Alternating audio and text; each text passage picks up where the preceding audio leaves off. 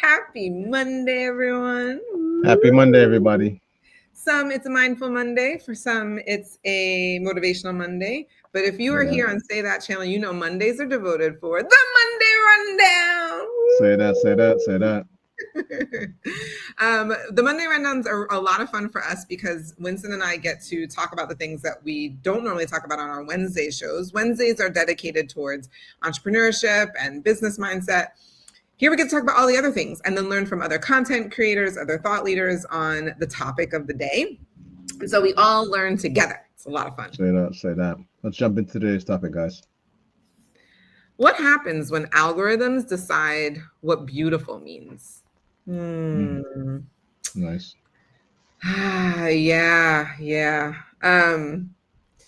It's funny because I remember I myself have okay, so for me Snapchat was the first time I saw like filters, and I was like, but those filters always seemed like over the top, like all of a sudden people had bunny ears and like sparkles on their faces, and so like it was very much not reality.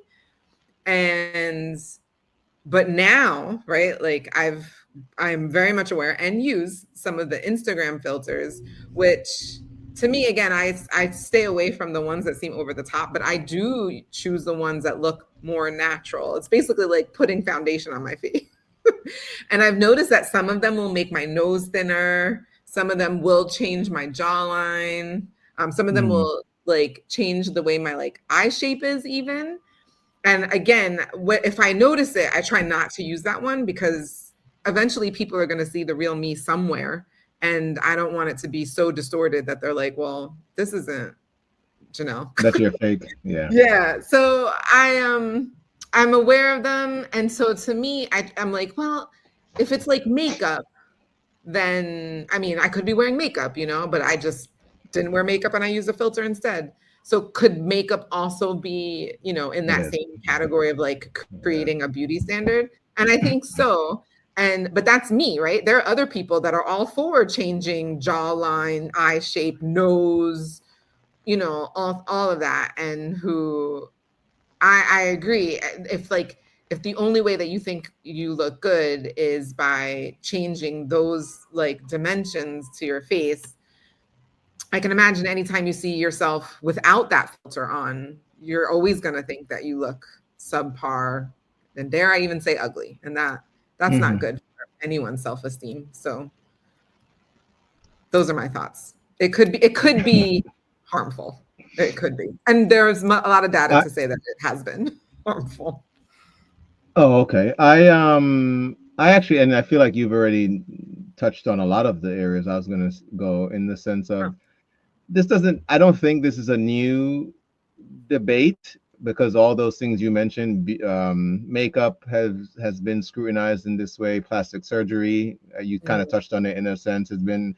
I remember I used to have clients that would talk about getting Botox or facelifts and things like that, and so these things I think are all in that same space because those people who took, and it wasn't just women, people who took advantage of those services, I think have already or are already being inundated by whether it's magazines, TV, or something that's having them question how they look and how that look translates to whatever space that they're in, whether it's maybe just for their own self. My own mom, I remember my mom had a gap in her tooth growing up, and she would talk about how it made her self-conscious when she was giving speeches at her job, and how she went and got she replaced her I don't know the set of teeth, but she replaced her teeth to help with that. And I remember at one point, I guess, judging it, and then just realizing that we all do this in some area. A lot of my motivation for fitness is not health. I'll be honest. Maybe as I'm getting a little more mature, starting to understand certain dynamics. But realistically, it's almost more always been vanity driven. It's like I want to look in shape, I want to look a certain way because it helps me, so on and so on and so on. So I think this question of how the algorithm might now be determining that. I don't know what the algorithms that were determining makeup decisions for people in the past. I don't know why a woman got or found value from having her cheeks highlighted or whatever the other areas that makeup help, or why actors have used makeup in movies, male and female. So whatever those things are that have been driving this whole idea of what beauty means in general. What also came to mind as you were talking, I was remembering one point, especially in American culture, I think thinner women were more considered beautiful. I think it's shifted, and I may be speaking just from a cultural standpoint, where it's more curvaceous women are considered more beautiful.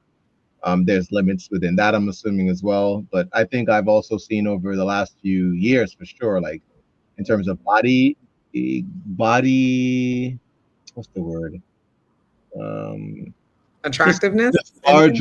larger women, yeah, body imagery, I'll call it that, where larger women that at one point again was not considered beautiful.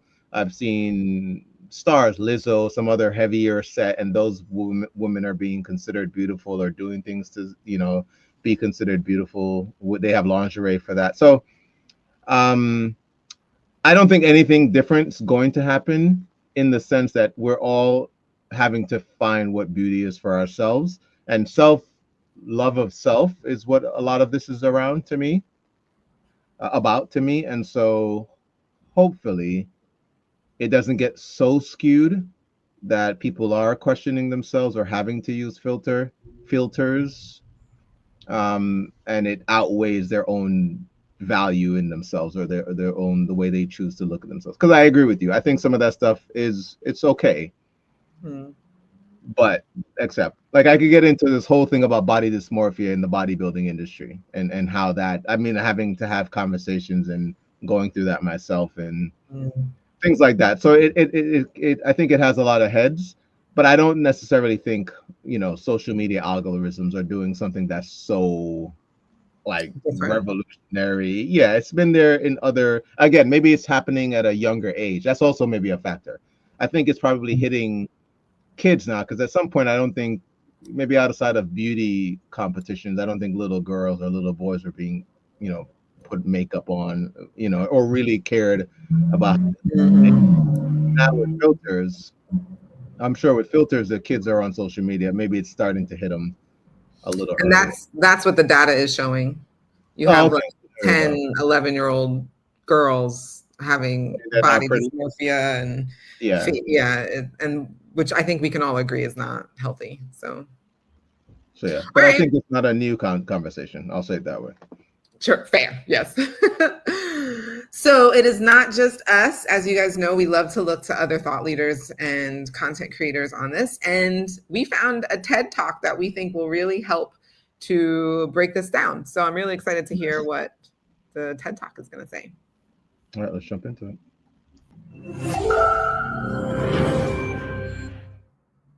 Earlier this year, I was in Taipei, Taiwan, where I decided I wanted to make a TikTok about cup noodle. Only this brilliant TikTok never happened because of the shock I got when I opened up the app and flipped it into selfie mode. The face looking back at me was a face, but not exactly my face. A whole array of beauty filters had automatically worked me over, and I could not turn them off. There was so much going on here: skin smoothing, skin lightening, teeth whitening, nose narrowing, bigger eyes, and it gave me a thinner, softer jawline. This was a whole lot of non-consensual filtering, or what someone joked was forced catfishing. And for me, it's the perfect example of something called the technological gaze at work. What is it? Well, women have had to play to the male gaze forever. You know what that is. But the technological gaze describes an algorithmically driven perspective that we learn to internalize, perform for, and optimize for. And then by taking in all our data, the machines learn to perform us in an endless feedback loop. We learn it so young. An estimated 80% of 13-year-old girls in America have already used filters or some kind of editing to alter their appearance online. And these days, the filters are hyper-realistic because they tend to be AI generated. They come with a suite of characteristics teaching us how to look, things like arched eyebrows, or higher cheekbones, or plump lips. What then happens is we see the gap between the way we look in the mirror and the way we look in these filters, and the digital world begins to dictate real-world beauty standards. We've seen it in celebrity culture, and I know this because I saw it when I lived and worked in Seoul, South Korea as the NPR bureau chief there nearly 10 years ago. Soul is all about optimizing your face and your body. If you want your vagina rejuvenated, your skull reshaped, any part of your body lifted or enhanced, have at it. It's the cosmetic surgery capital of the world. Nearly half of all Korean women have already undergone some kind of plastic surgery by the time they're in their 20s. No other place comes close. These days, Traptox is really popular. That's injecting Botox into the base of your neck, your trapezius muscles, to give the appearance of a longer neck. Calves are being injected with Botox for the same reason. Having a slimmer jawline is so desirable that a Seoul plastic surgery clinic once displayed the human bones of jaws it had shaved down in a glass vase in its lobby. This has since been removed. But this kind of body augmentation work isn't just accepted, it is expected, because in Seoul, looks matter so much for your professional and personal advancement. Headshots are required on resumes. Hiring bosses made character judgments based on your face. You were often bullied if you were bald or big. Trying to look better is framed as a route to economic security and a matter of personal responsibility. But Korea just shows us a more concentrated and extreme example of the pretty privilege that exists everywhere. Look at fat phobia in the United States, helping drive off the charts, off-label use of Ozempic, not for diabetes, but for weight loss. It makes sense when we are so rewarded for thinness and stigmatized for fatness. And all I'm saying is we should reckon with this, because the more narrow our idea of beauty is, the wider the pool of ugly becomes. And digital culture is now reshaping our actual faces and bodies. Under the technological gaze, I worry that our bodies become projects to be worked on forever. And if we don't slow down this body augmentation arms race that I saw in Seoul, then the enhancements that were available there only get farther and farther out of reach, and not just for women. Because if we are chasing digital beauty, well then the limit does not exist. AI's idea of attractiveness is only increasingly inhuman and cyborgian. I don't want this. I don't want my daughters coming up in a world in which their looks are the most important things about them. It is incredibly marginalizing to everybody who can't fit in and exhausting for everyone who can, because you are constantly having to make or pay for interventions in order to keep up. So what do? Filters aren't going anywhere, but we can challenge what the system is optimized for by changing what it means to be beautiful. Just as the solution to homophobia isn't to make everyone straight, and the solution to racism isn't to make everyone white, the solution to lookism and fat phobia isn't to make everyone interchangeably skinny and conventionally pretty. In fact, it's the opposite. It's to celebrate diversity and the differences that make us who we are, that are inherent to the human condition. And ultimately, we have to disrupt a system that reduces our worthiness to our looks. Even though my face is rounder and probably darker than an algorithm would like, I have come here tonight wearing my actual face. And my hope for all of you is that you feel comfortable and will continue to feel comfortable doing the same. Because I see a wide variety of jawlines out here tonight. And let me just say, they are all worthy. Thank you. Very nicely said. I appreciated what she had to say. It's a system, and in order to disrupt it, then it's about accepting what differences. It's differences from what's conventional. So yeah, for sure. That sentiment. Yeah, and I think the areas we touched on before we actually saw the video highlights a lot of what she articulated, in the sense of it is about the age that it is affecting. But many of these, like, I wonder if there hasn't been someone out there who's had this same kind of thought about young kids in beauty competitions at one point. It's, this 100%. Idea of, hey, why are you making them at this young age judge each other or look at themselves or have to, go through all of this? And yeah, there are people who have been shouting that since the dawn of that's my point. It's like I said, I feel like it is something that did stand out to me, and it was how I think my big thing is you get to decide your augmentation, whatever that is. If you want to go lose weight, like I said, if you want to go do plastic surgery, you consult with someone. What surprised me, and is what she started with, was how it's forced. That's what was very surprising. That filter that there was a white woman that was shown, and how much her face was changed is what shocked me. Mm-hmm. Um, Again, if it's one thing, I am, I guess, just pro-choice in a sense, but just if you get to choose whatever it is, then it's like, all right, cool, it's still your choice. But Mm-hmm. to see that the algorithms, to her point, are choosing it for you, Mm-hmm. that's the part where that's definitely that's a different conversation, Mm-hmm. because that's now not giving you the choices to what you think your own beauty looks like. That's something else saying, oh, this is what beauty should look like from a. And I guess if we look at it, because in the modeling industry, again, having done through that, it's like you're told, hey, you don't look good, and you're there looking around with other people like, what, why don't I look good?